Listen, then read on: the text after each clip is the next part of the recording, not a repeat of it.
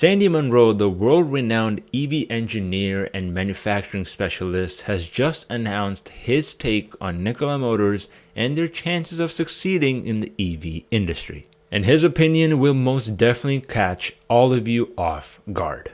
But as usual guys, before you get into it, make sure to drop me a thumbs up and hit that subscribe button if you haven't already.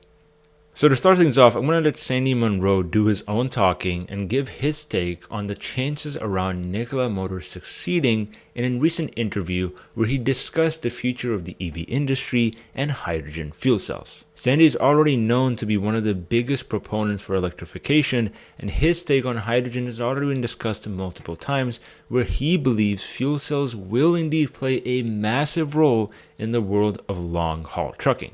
But he has never really given a take on individual businesses apart from Nikola Motors. And that right there is arguably one of the biggest votes of confidence you can get in this EV industry, where so many of the opinions on social media are typically driven by finance and investing folks, not engineers.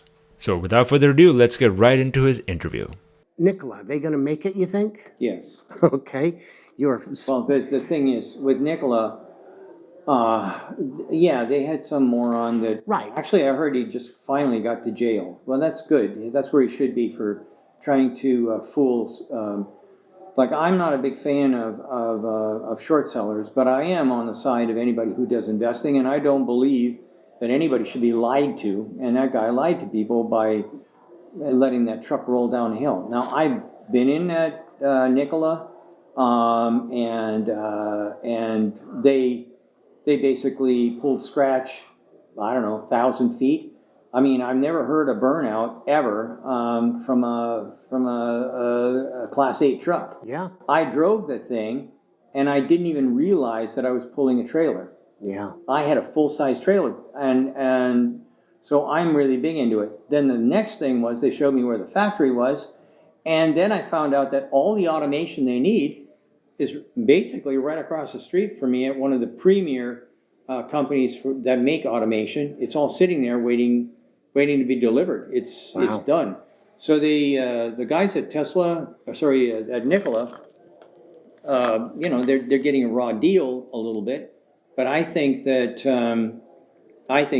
they're going to be the surprise, if you like, in the big truck industry, because, as you probably know, you've got the guys down at Freightliner. Their stuff's going to be coming out shortly. Tesla's announced that they're going to be shipping their big trucks.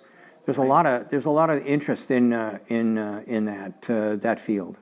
But would you look at that? One of the most well-renowned engineers in the EV industry giving his take on a business and a company that many people were thinking is completely out of this game.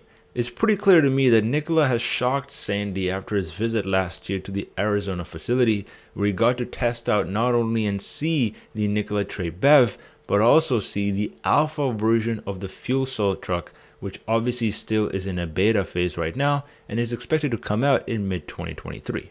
And there's really not much you can ask for apart from getting a hands-on experience with the product itself from a manufacturing expert who can see and witness the technology firsthand. Even my opinion as an investing channel and talking about Nikola Motors, after all the due diligence I've done online, cannot be stacked up to the due diligence that Sandy Munro has done so far in his 4-day visit to the Arizona facility. As a matter of fact, Sandy did say that this alpha fuel cell prototype looked a lot more advanced than it actually should have because of its clean packaging, its system integration, and the fact that everything was optimized for its use case while making sure that the hydrogen safety and power requirements are all met.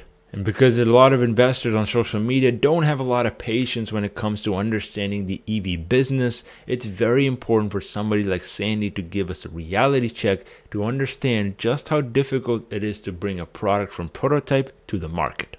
And I think that's where many people get Nikola Motors as a business completely wrong. I see a lot of people going in the comment section about how Nikola has no intellectual property, or that the business is just integrating stuff from external suppliers into this product, which somehow discredits the progress that the company has made. Well, if you ask me, if it was that easy to just make a bunch of parts and build them together into a truck, then I think a lot of other businesses would have launched EV battery trucks a long time ago. but Nikola was the first one in the US with a mass production purpose-built electric truck, and that says something. It tells you that not only is it difficult to integrate systems even when you're buying from a supplier, but it's extremely difficult to take on that financial risk and optimizing a chassis for a specific use case, which is completely different from how the traditional oil and gas industry has been working in.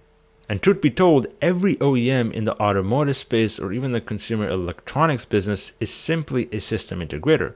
Every single company in this world that builds physical products gets parts from external suppliers and puts them together in an efficient and high value format. And Nikola is no different than any one of those other businesses. The only difference is that Nikola has a head start in the EV industry.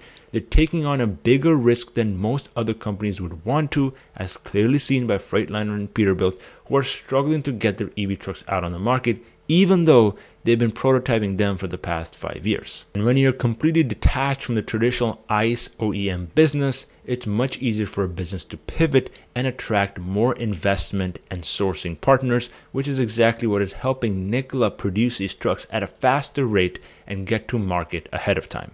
The major value that Nikola is going to provide to this industry is optimizing the manufacturing process and learning how these EV trucks fare in real life use cases, which is obviously data that is very scarce in this industry, where EV trucks are less than 0.001% of the fleets out there in the US. And that is including hydrogen and even natural gas trucks that run with negative emissions. Because guess what? It turns out building a Class 8 truck that is electrified is much more difficult than just putting a bunch of parts together. And the simple reality is that there's never been an innovative business that has not been doubted at the very beginning. Every single new technology or business that is trying to do something different from the status quo always gets a lot of criticism because people simply don't like change. But that is not a reason for why you should not be investing or supporting these businesses. Just because there's more risk, just because you're doing things different, does not mean it's not worthwhile making that change.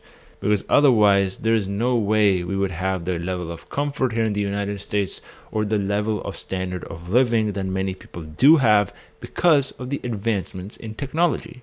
And as cringy as it might sound, Nikola is one of those advancers of technology. They're pushing stuff to the limit by testing a technology in the Class 8 business that nobody has really done so far at such a high level. Yes, you have fuel cell companies that have made some trucks out there in the past, but nobody has ever built a production line for those and targeted to build hundreds of these units per year while also tying together the hydrogen supply, the hydrogen procurement, and good cost of ownership. And not to mention the manufacturing leverage that somebody like Sandy Munro has already noticed is already in Nikola's hands. And when you have somebody who worked at Ford in the 1970s and improved their own manufacturing processes for the internal combustion engine say that the Nikola Tre is an impressive vehicle, you really need to take their word for it. So it's up to you guys to decide. Do you want to stick with the status quo, or do you want to go onto a bold adventure and explore something new? Something that could potentially revolutionize our electrification industry for the next 100 years. Let me know your thoughts down in the comment section below.